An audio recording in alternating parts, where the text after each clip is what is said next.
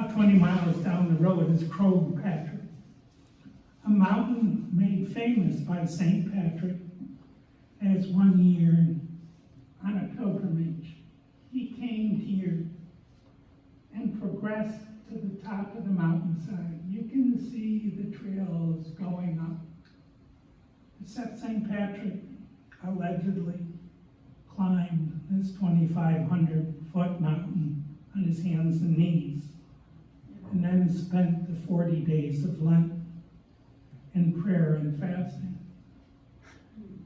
Today, every year in the third week of July, thousands of Catholics and non-Catholics make the pilgrimage up to that little chapel way up on the top, where Mass is celebrated once a year to commemorate what happened when Patrick was there.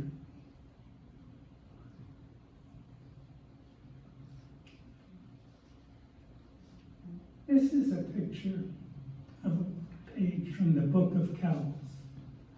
The Book of Kells was put together by monks at the monastery in Iona, which is located off the southeast coast of Ireland. I show it to you because it is alleged to be the oldest book in the world. And the interesting thing about it is you can still see it. This book was put together by monks, and it contains the 4 Gospels of the Bible, with obviously incredible illustrated pages in between.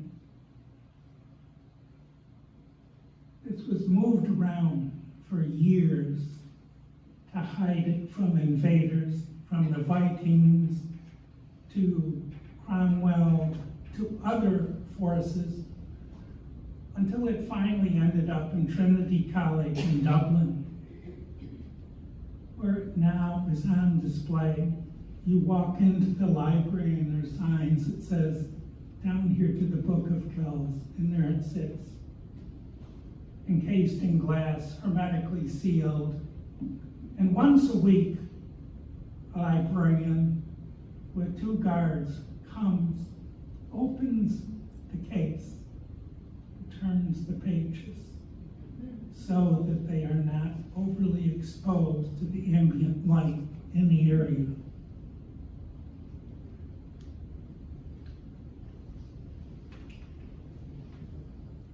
I wanted to show you one last abbey, just simply to give you a chance to take a look at some of the incredible artwork that appeared back here, being done in the 1200s and earlier.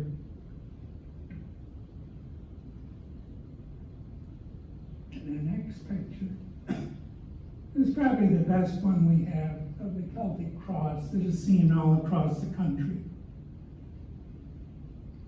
The cross, very much like the stone circles, is filled with all sorts of what I would call hieroglyphics, and maybe somebody knew what they meant. But it was interesting to see, and one of the things over and over again that I forgot to point out when we're looking at the Ballintower Abbey is all the Irish cemeteries have the headstones facing east, and the rising sun, and the hope of resurrection to come.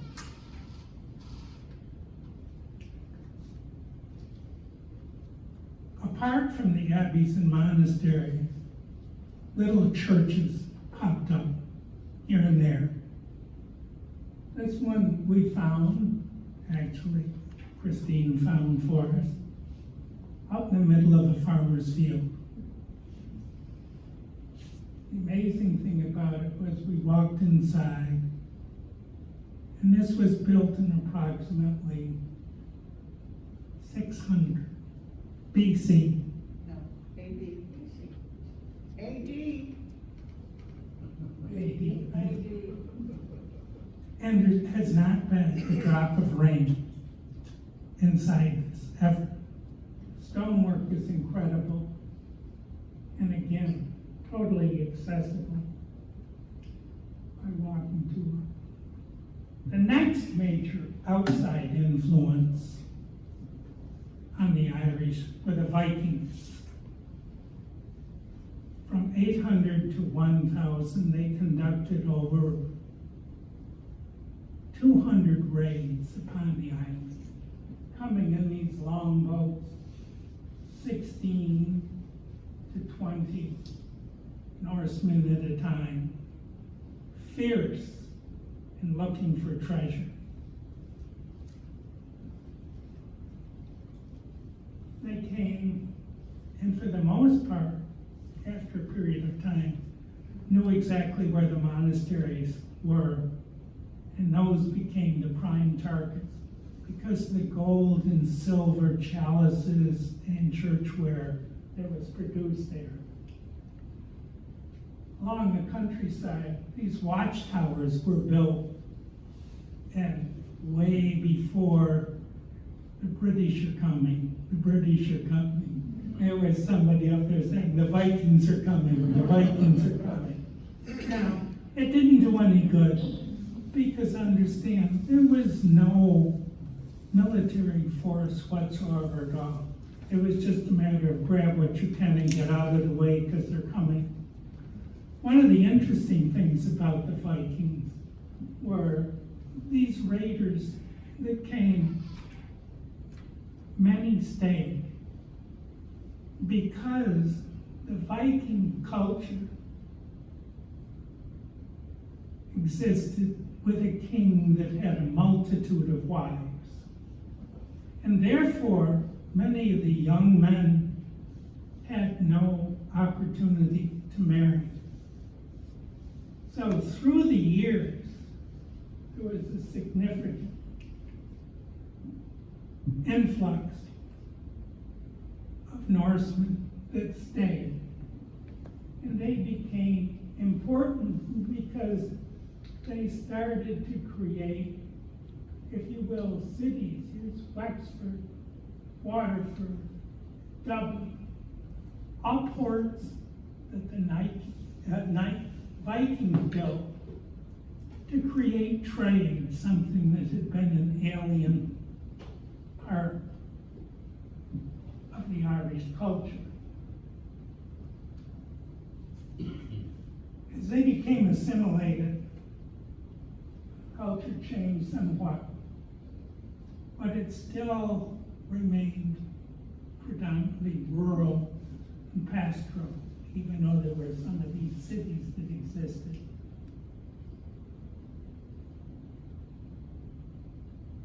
At the time, many of the people lived in earthen ring forts.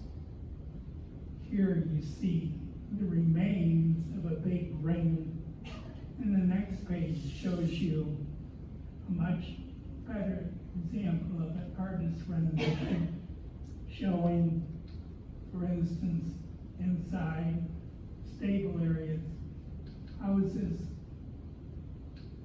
paddocks, farms, grazing areas outside, farms, and surrounded by these homes called clatchins. This was pretty much a picture of the Irish society spread across the countryside. It existed in all forms.